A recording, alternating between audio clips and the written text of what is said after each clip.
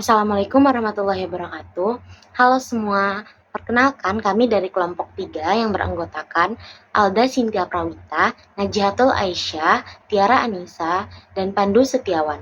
Pada kesempatan kali ini, kami akan membahas tentang ikatan kovalen, teori SE-FPR, hibridisasi, dan spontanitas.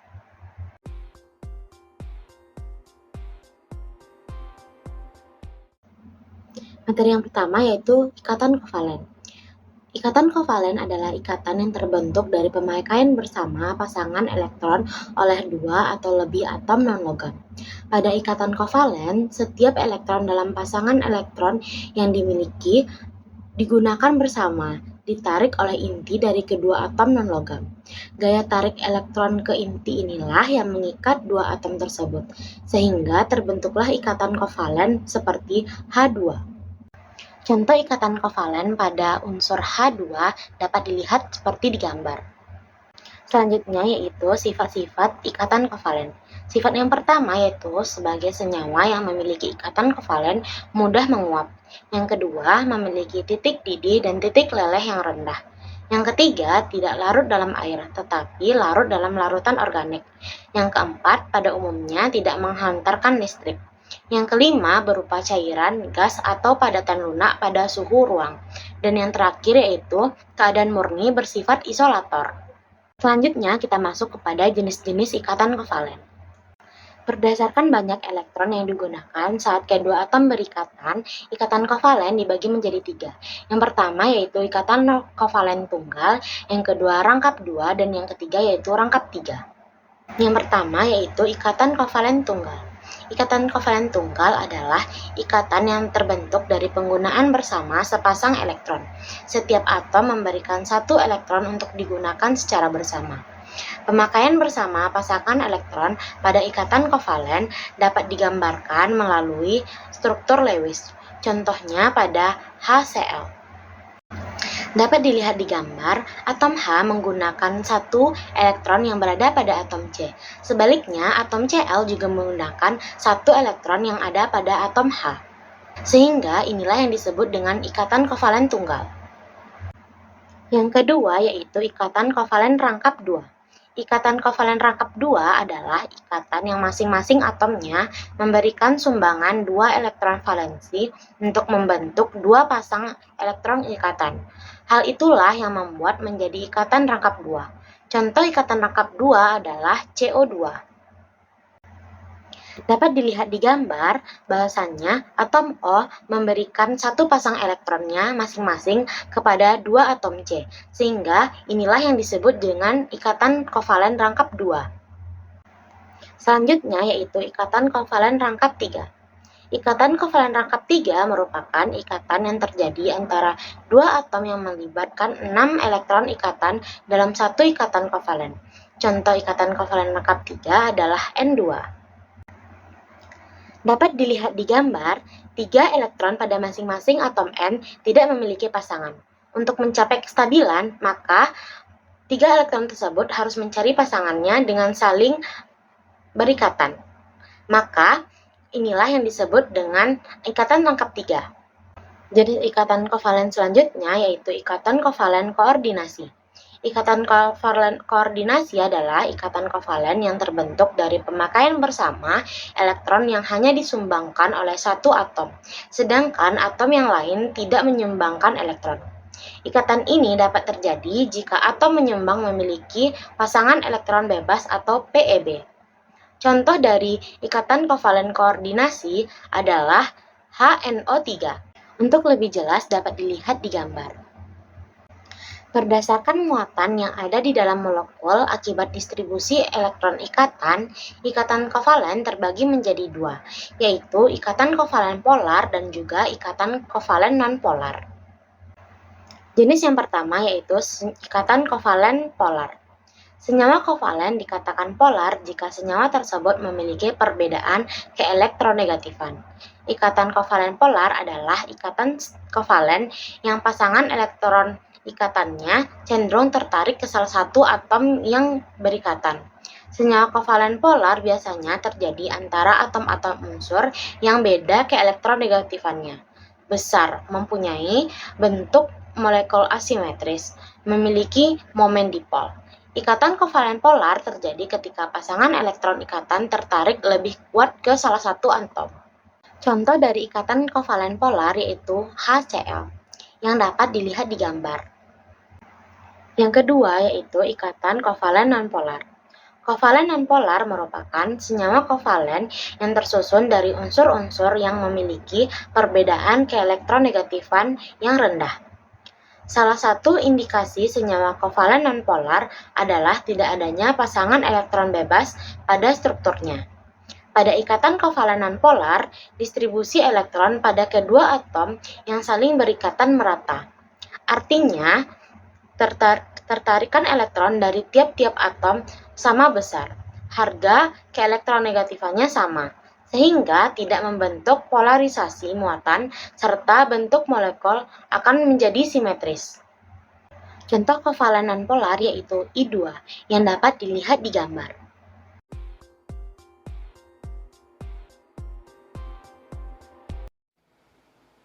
Pernahkah kalian melihat suatu iklan air mineral di televisi? Atau pernahkah kalian melihat film dokumentasi ilmiah tentang terjadinya pemanasan global di bumi? Pada iklan tersebut ditunjukkan bahwa air mineral terdiri dari gabungan molekul H2O yang tidak kasat mata. Di iklan tersebut, molekul H2O digambarkan sebagai dua bola biru dinamakan H dan satu bola merah dinamakan O, yang saling berikatan dan membentuk V, di mana unsur O, oksigen, berada di puncak. Ternyata, molekul air yang terbentuk tidak serta-merta dibentuk secara sembarangan, karena harus ada teori yang mendasarinya. Teori tersebut disebut sebagai teori FSEPR. Teori FSEPR mulai diperkenalkan oleh Neville dan Herbert P. pada tahun 1940 dan dikembangkan oleh Ronald G. dan R. Nihop.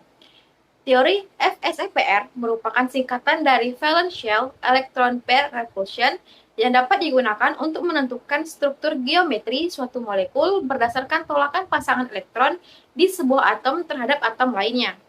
Teori FSEPR disebut juga teori Gillespie-Nihon seperti nama orang yang mengembangkannya.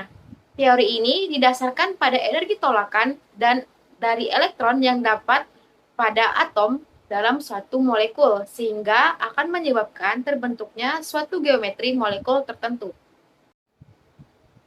Ide dasar teori FSEPR adalah adanya tolakan antara pasangan elektron, sehingga pasangan elektron tersebut akan menempatkan diri pada posisi sejauh mungkin dari pasangan elektron lainnya. Posisi pasangan elektron satu dengan yang lain yang semakin berjauhan akan menyebabkan tolakan antar mereka menjadi semakin kecil. Pada posisi yang paling jauh yang dapat dicapai, tolakan antar pasangan elektron menjadi minimal. Prinsip dari teori FSEPR adalah yang pertama, semakin jarak antar kedua pasangan elektron mengecil, maka gaya tolak-menolaknya akan semakin kuat.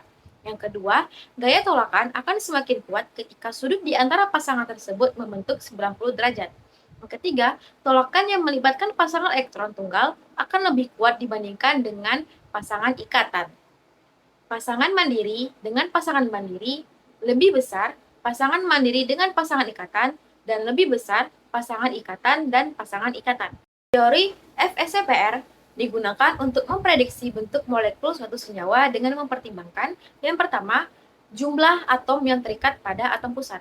Artinya, penentuan bentuk molekul yang diadopsi oleh suatu senyawa dapat dilakukan dengan cara menentukan bilangan sentrik atom pusat. Bilangan sentrik didefinisikan sebagai penjumlahan atom yang terikat pada atom pusat dan jumlah pasangan elektron non-ikat. Yang kedua, jumlah pasangan elektron non-ikat. Teori FSEPR memprediksikan elektron valensi atom pusat dalam karena elektron non-ikat tidak bisa ditempatkan pada posisi yang akurat. Prediksi untuk molekul tidak bisa dilakukan secara langsung, tetapi hasil yang dikemukakan oleh teori FSEPR dapat digunakan untuk memprediksi posisi atom pusat dalam molekul. 3. Ikatan rangkap 2 dan rangkap 3. Senyawa yang mengandung ikatan rangkap 2 atau 3 memainkan peranan yang penting pada penentuan bentuk molekul suatu senyawa. Teori yang selanjutnya adalah teori domain elektron. Teori domain elektron adalah penyempurnaan dari teori FSEPR. Domain elektron artinya kedudukan suatu elektron atau daerah keberadaan elektron dapat ditentukan dengan jumlah domain sebagai berikut. Yang pertama, setiap elektron ikat atau ikatan tunggal, rangkap 2 dan rangkap 3 mempunyai satu domain. Yang kedua, setiap pasangan elektron bebas mempunyai nilai satu domain. Setelah mengetahui tentang teori FSFR dan teori domain elektron, maka kita dapat menentukan bagaimana caranya menentukan bentuk geometri dari suatu molekul. Selanjutnya, kita akan membahas bagaimana cara menentukan bentuk molekul dengan rumus AX titik-titik E titik-titik. Dengan A adalah atom pusat, X adalah pasangan elektron ikat, dengan E adalah pasangan elektron bebas. Nah, rumus untuk mengetahui pasangan elektron bebas yaitu dengan elektron valensi A yang merupakan atom pusat dikurang dengan X merupakan jumlah atom yang diikat oleh atom pusat, dan B adalah kebutuhan elektron yang diperlukan oleh atom X nanti. Dibagi dengan 2. Kita masuk kepada contoh yang pertama. Yang pertama adalah NH3. Dari sini kita dapat menentukan bahwa N adalah atom pusat karena jumlahnya yang paling sedikit. 3 merupakan X atau jumlah atom yang diikat oleh pusat. Nah, kita akan mencari cara untuk mengetahui E yang merupakan pasangan elektron bebas. E kita masukkan rumusnya sama dengan elektron valensi A dikurang X dikali B, yaitu elektron yang dibutuhkan agar tetap stabil. Elektron valensi A yaitu merupakan atom N, itu jumlahnya 5, dikurang X merupakan 3, dikali B. Atom diikat adalah H, maka elektron yang dibutuhkan adalah 1, dibagi 2. Lalu bisa kita tentukan 3 kali 1 sama dengan 1, 3 kali 1 sama dengan 3, maka 5 dikurang 3 sama dengan 2, dibagi 2, maka hasilnya 1.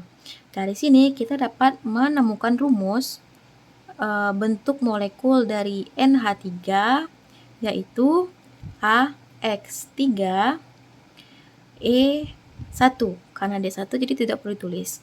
Dengan rumus ini, maka bentuk yang dihasilkan adalah piramida trigonal. Berikut adalah tabel yang berisi tentang bentuk-bentuk suatu molekul.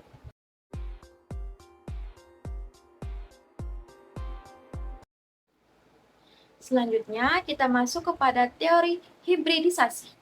Dalam penerapan kimia, teori hibridisasi pada hakikatnya menjadi salah satu teori dasar yang harus dikuasai.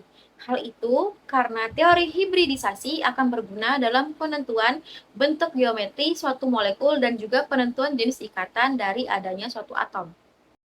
Hibridisasi adalah pencampuran orbital-orbital atom untuk membentuk orbital baru dengan tingkat energi yang sama di antara orbital-orbital yang dicampurkan. Orbital hasil pencampuran tersebut dinamakan orbital hibrida. Hibridisasi terjadi sebagai bentuk penyetaraan tingkat energi melalui penggabungan antara orbital senyawa kovalen atau kovalen koordinasi.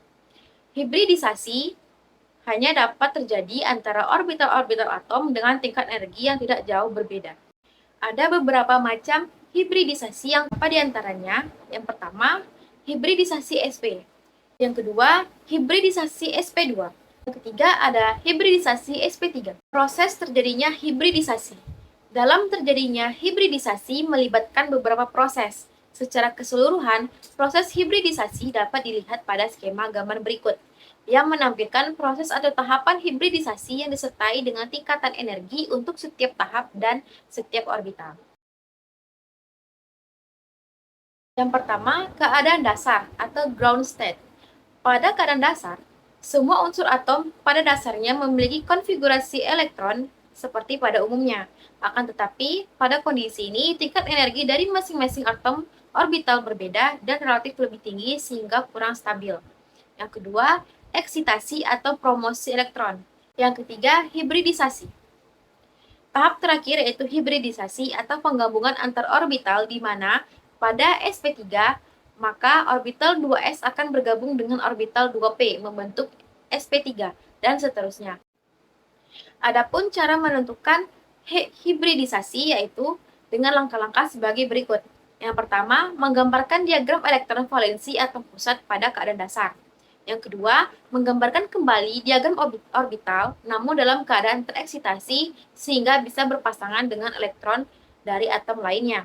Yang ketiga, menentukan orbital hibrida atau orbital baru dengan melihat orbital-orbital yang terlibat.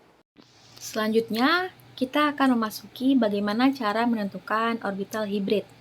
Nah, cara menentukan orbital hibrid kita masuk pada contoh yaitu ada CH4. Langkah pertama adalah kita harus menentukan dulu atom pusatnya. Nah, atom pusat adalah jumlah atom yang paling sedikit.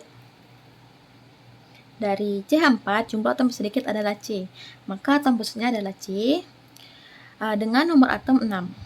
Setelah itu, kita harus membentuk dulu konfigurasi elektron dari atom C, yaitu 1s2, 2s2, dan 2p2. Nah, setelah itu, yang akan kita ambil adalah 2s2 dengan 2p2. Selanjutnya, kita harus membuat orbital konfigurasi.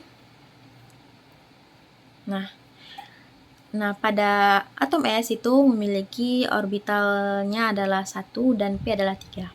Nah, di orbital S ada 2, lengkap. Nah, di orbital P ada 2 juga. Nah, dalam ini disebut dengan keadaan dasar.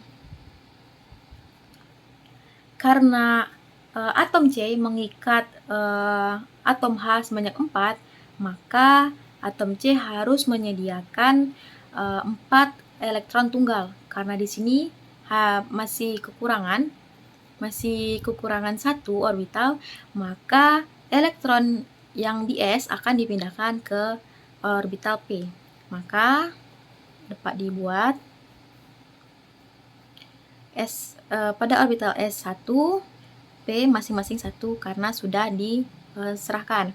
Nah, dalam keadaan ini disebut sebagai tereksitasi. Kemudian, setelah menyediakan 4 elektron tunggal, maka kita dapat memasukkan elektron atom H-nya sebanyak 4. Yaitu kita buat lagi. Tadi sudah seperti ini keadaannya. Maka atom H akan diisi di masing-masing orbital. Sehingga terjadi seperti ini. Nah, dalam hal ini disebut sebagai terhibridisasi. Nah, jika kita buat, maka orbital S ini penuh. Karena penuh, angka 1 tidak usah dibuat. Nah, pada orbital P juga penuh, ada 3, 1, 2, 3. Maka dalam orbital P 3 juga. Maka sp3 ini disebut sebagai orbital hibrid. Jadi, orbital hibrid pada molekul CH4 adalah sp3. Nah, spontanitas reaksi kimia.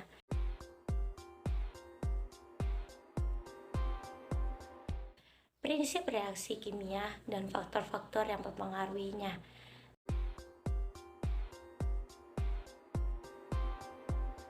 Spontanitas reaksi adalah reaksi kimia atau biologis yang berlangsung tanpa pengaruh faktor eksternal. Selain itu, reaksi ini mendukung peningkatan entropi sekaligus menurunkan entalpi sistem termodinamika.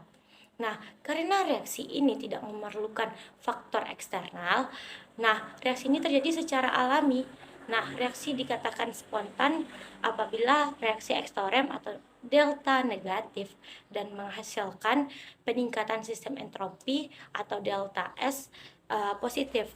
Nah, faktor yang mendukung reaksi spontan adalah entalpi dan entropi. Nah, perubahan entalpi dan entropi harus positif agar reaksi dapat berlangsung secara alami.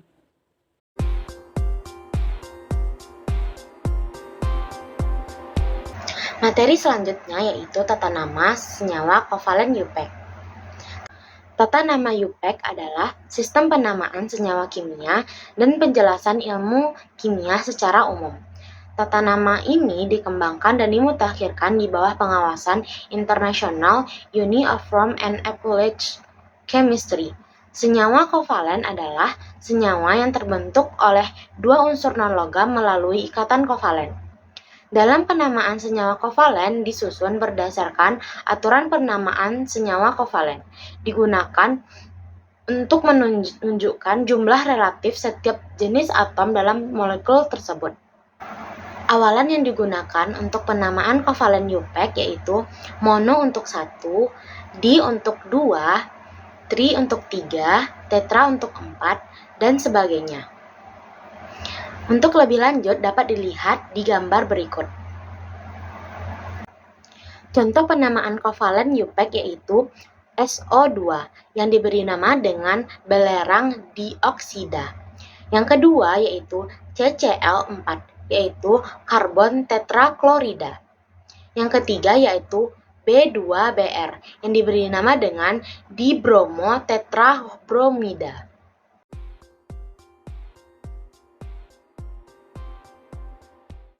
Kita masuk kepada perubahan entalpi dan spontanitas reaksi. Nah, yang pertama entalpi atau delta atau H dan perubahan entalpi atau delta H. Nah, perubahan entalpi adalah perubahan energi dari awal hingga akhir suatu reaksi kimia. Nah, besarnya entalpi tidak dapat ditentukan. Yang dapat ditentukan adalah perubahan entalpi atau delta H. Nah, perubahan entalpi atau delta H adalah perubahan kalor yang terjadi pada suatu reaksi kimia. Delta H merupakan selisih antara entalpi produk dengan entalpi reaktan yang dapat dirumuskan dengan delta H sama dengan HP kurang HR dengan keterangan delta H adalah perubahan entalpi, HP adalah entalpi produk, HR adalah entalpi reaktannya. Adapun jika nilai entalpi menunjukkan nilai di bawah 0 atau negatif, menandakan bahwa sistem tersebut melepaskan energi ke lingkungan sekitarnya. Nah, contohnya 2H2 ditambah O2, 2H2O ditambah kalor, atau 2H2 ditambah O2, 2H2 deltanya sama dengan adalah min atau negatif. Jika H produk lebih besar daripada H reaktan, maka terjadi penyerapan kalor.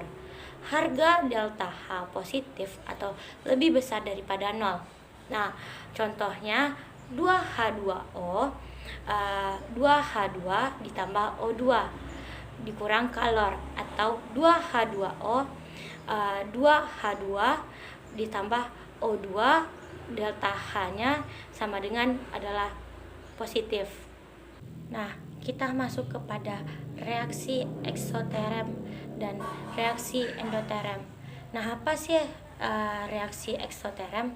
Adalah proses di mana energi diperoleh dari lingkungannya. Nah, dalam bentuk panas. Reaksi ini melepaskan kalor dari sistem ke lingkungan. Nah, sehingga kalor dari sistem akan berkurang. Tanda reaksi eksoterem adalah delta H sama dengan negatif. Jika lingkungan sekitarnya tidak menyediakan panas, reaksi mungkin tidak akan berlanjut. Bencana reaksi menjadi dingin karena panas yang diserap dari lingkungan. Nah, sehingga menurunkan suhu pada lingkungan sekitarnya. Nah, apa sih itu reaksi endoterm? Adalah proses menyerap energi dari sistem ke sekitarnya. Reaksi ini menyerap kalor dari lingkungan ke sistem, sehingga kalor dari sistem akan bertambah. Tanda reaksi pada endoterm adalah delta H sama dengan positif.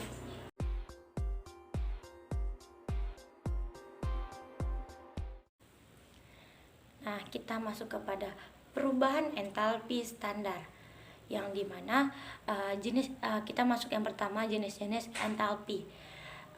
Yang pertama, entalpi pembentukan standar. Nah, apa sih entalpi pembentukan standar?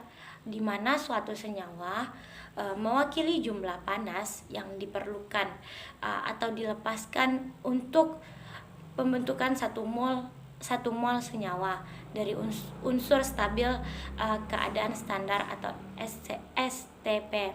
Nah, contohnya entalpi pembentukan air standar adalah min 285 kJ per mol, sehingga persamaan termokimia menjadi H2 ditambah 12O2 menjadi H2O, delta H sama dengan min 285 kJ. Nah, kita masuk ke yang kedua, yaitu entalpi atomisasi. Apa sih entalpi atomisasi? Adalah energi yang dibutuhkan untuk menghasilkan 1 mol atom gas dalam suatu unsur. Nilai entalpi atomisasi ditentukan saat suatu elemen berada pada suhu kamar dalam fase normalnya. Entalpi teratomisasi digunakan untuk mengukur pembentukan senyawa logam dengan memutuskan ikatan logam. Nah, contohnya H2O menjadi H2 ditambah 12O2, delta H sama dengan plus 285 kJ. Nah, kita masuk yang ketiga, yang mana entalpi pembakaran. Pasti entalpi pembakaran adalah perbedaan antara entalpi produk dalam kondisi tertentu dan entalpi reaktan dalam keadaan yang sama. Nah, perubahan entalpi pada pembakaran sempurna 1 mol zat diukur dalam kondisi standar, yang mana pembakaran dikatakan sempurna jika yang pertama, karbon berubah menjadi CO2, yang kedua, hidrogen terbakar menjadi H2O, yang ketiga, belerang terbakar menjadi SO2.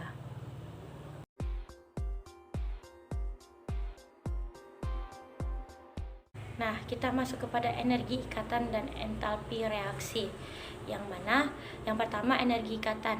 Apa sih energi ikatan? Energi ikatan adalah jumlah energi yang harus diserap untuk memutuskan jenis ikatan kimia tertentu. Nah, contohnya energi ikatan adalah energi ikatan molekul hidrogen yang ditentukan dengan melakukan percobaan, yaitu H2 menjadi H tambah H delta dengan delta H derajat sama dengan 436,4 kJ. Nah, persamaan tersebut menunjukkan pemutusan ikatan kovalen dalam 1 molekul gas H2 memerlukan 436,4 kJ energi. Nah, kita masuk kepada perhitungan harga perubahan entalpi reaksi berdasarkan energi ikatan, yang mana reaksi kimia terjadi karena adanya pemutusan ikatan dengan pembentukan ikatan yang baru. Nah, ikatan-ikatan pada reaktan akan putus dan terjadi ikatan yang baru pada produk. Oleh karena itu, perubahan entalpi dapat dicari dari selisih antara delta H pemutusan ikatan dan delta H dengan pembentukan ikatan, yang mana delta H sama dengan delta H pemutusan ikatan dikurang delta H pembentukan ikatan.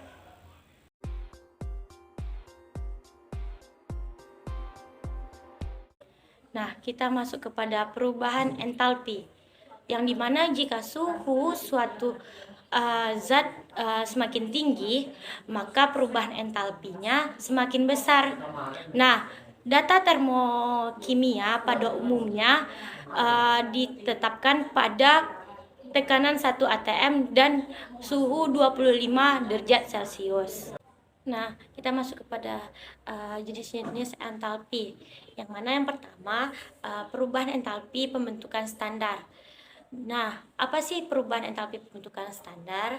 Adalah besarnya perubahan entalpi dari satu mol senyawa dari elemen-elemennya dalam keadaan standar. Nah, jika tidak diukur pada keadaan standar, perubahan entalpi pembentukan dinotifikasikan dengan delta H derajat F. Perubahan entalpi pembentukan disebut juga dengan kalor pembentukan. Nah, contohnya entalpi pembentukan standar natrium klorida yang mana membebaskan kalor sebesar 100 kJ per mol, yang mana persamaan termodinamikanya yaitu Na ditambah setengah menjadi NaCl dengan hasil akhirnya delta H sama dengan min 100 kJ per mol. Nah, kita masuk kepada yang kedua, yaitu perubahan entalpi pembakaran standar. Perubahan entalpi pembakaran standar adalah perubahan entalpi yang diperlukan dan dilepaskan pada pembakaran sempurna satu mol senyawa atau unsur dengan O2 dari udara dengan satuan adalah kilojoule per mol, yang mana contohnya bisa kita lihat sama-sama, yaitu pembakaran 1 mol etanol membebaskan kalor dari 1350 kJ per mol, yang mana rumusnya C2H5OH ditambah 302 menjadi 2 CO2 ditambah 3 H2O, yang mana delta H-nya menjadi min 1350 kJ per mol. Nah, kita masuk kepada yang ketiga, perubahan entalpi penetralan standar, yang mana perubahan entalpi penetralan standar adalah perubahan delta H yang dihasilkan pada reaksi penetralan asam yang membentuk satu molekul air. Nah, satuan entalpi penetralan adalah kilojoule per mol, yang mana contohnya penetralan 1 mol asam klorida HCl natrium hidroksida menghasilkan natrium klorida. Nah, dan air diiringi dengan melepaskan kalor sebesar 890,4 kJ, yang mana NaOH ditambah HCl menjadi NaCl ditambah H2O menjadi delta H derajat N min dengan hasil min 894 kJ per mol. Nah, yang selanjutnya perubahan entalpi pelarutan standar. Apa sih pelarutan entalpi pelarutan standar? Adalah perubahan delta H pada pelarutan 1 mol zat. Nah, satuan delta H pelarut adalah kilojoule per mol, yang mana contohnya pelarutan natrium hidroksida menghasilkan ion natrium dan ion OH dengan melepaskan kalor sebesar 204 kJ dengan NaOH ditambah HCl menjadi Na ditambah OH min dengan hasil delta H sama dengan min 204 kJ per mol. Nah, yang selanjutnya ada perubahan entalpi peleburan standar. Nah, apa sih perubahan entalpi peleburan standar? Adalah perubahan delta H pada pelarutan 1 mol zat dari bentuk padat menjadi bentuk cair pada titik meleburnya. Nah, satuan dari pelarut adalah kilojoule per mol. Nah, contohnya peleburan garam natrium klorida padat menjadi natrium klorida cair dengan melepaskan kalor sebesar 112 kJ, yang mana NaCl menjadi NaCl dengan delta H min 112 kJ per mol. Nah, yang selanjutnya kita masuk kepada perubahan entalpi penguapan standar, yang mana perubahan entalpi penguapan standar adalah entalpi reaksi pada penguapan 1 mol zat dalam fase cair menjadi zat dalam fase gas pada titik didihnya. Nah, contohnya penguapan penguapan air cair menjadi uap air yang mengikuti reaksi termokimia, yaitu H2O menjadi H2O gas kurang 44 kJ, H2O menjadi H2O Joule, yang mana delta H menjadi positif 44 kJ. Nah, yang terakhir kita masuk kepada perubahan entalpi pencairan standar, yang mana perubahan entalpi pencairan standar adalah perubahan entalpi standar reaksi pada pencairan 1 mol zat dalam fase padat menjadi dalam fase cair pada titik leburnya. Nah, contohnya H2 menjadi H2O kurang 36, kJ per mol menjadi delta H plus 36,4 kJ per mol.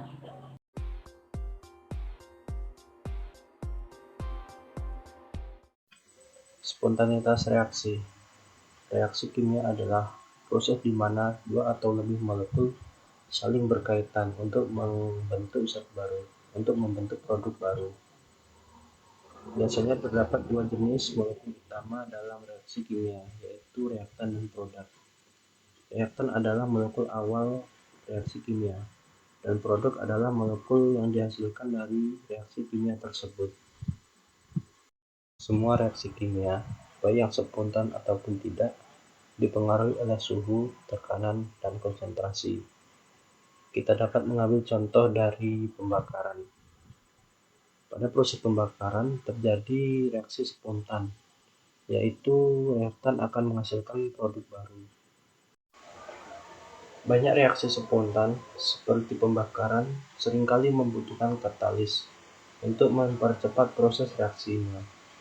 Selanjutnya, panas akan secara alami mengalir dari daerah yang panas ke daerah yang dingin. Proses ini biasa kita sebut dengan konduksi.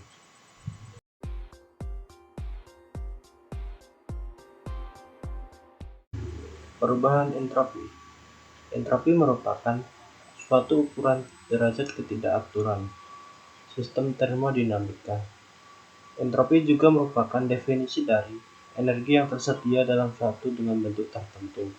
Dalam persamaan, entropi dilambangkan dengan S dengan satuan Joule per Kelvin. Entropi sangat berkaitan erat dengan hukum kedua termodinamika.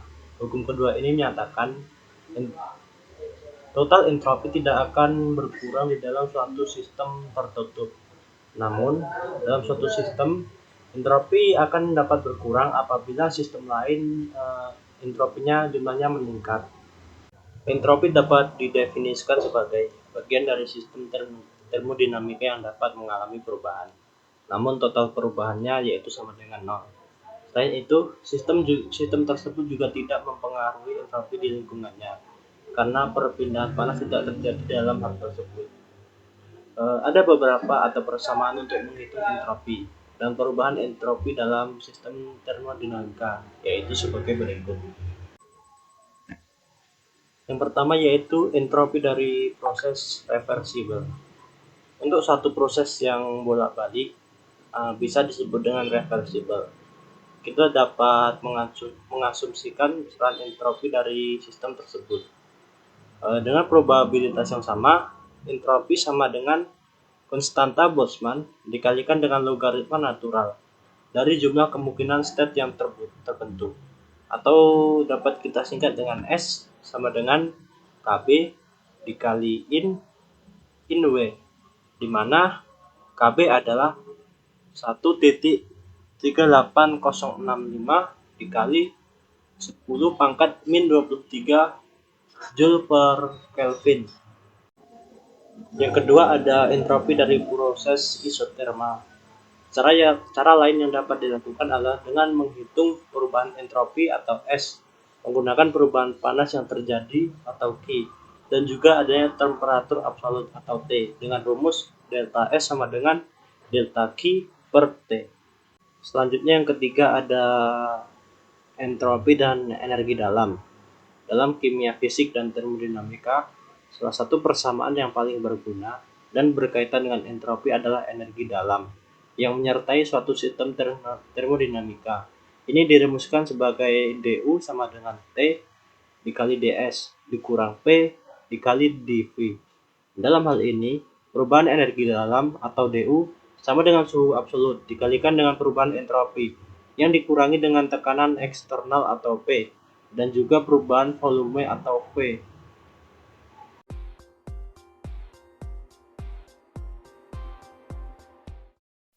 Perubahan energi bebas Gibbs. Yang pertama ada kespontanan reaksi.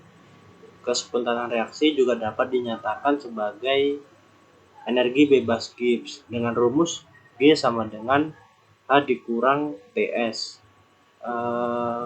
Karena energi bebas merupakan fungsi keadaan, maka persamaannya diubah menjadi delta G sama dengan delta H kurang T delta S. Yang kedua ada hubungan antara delta H dan delta S. Apabila delta H positif dan delta S negatif, maka delta G selalu positif. Reaksi spontan pada arah yang berlawanan pada semua suhu. Apabila delta H dan delta S positif, maka delta G akan negatif. Hanya bila T delta S lebih besar angkanya dibandingkan delta H dan T bernilai besar. Apabila delta H dan delta S sama-sama negatif, maka delta G akan negatif hanya bila T delta S lebih besar angkanya dibandingkan delta H dan T bernilai kecil. Apabila delta H negatif dan delta S positif, maka delta G akan selalu negatif pada semua suhu. Selanjutnya yang ketiga ada perubahan energi bebas standar.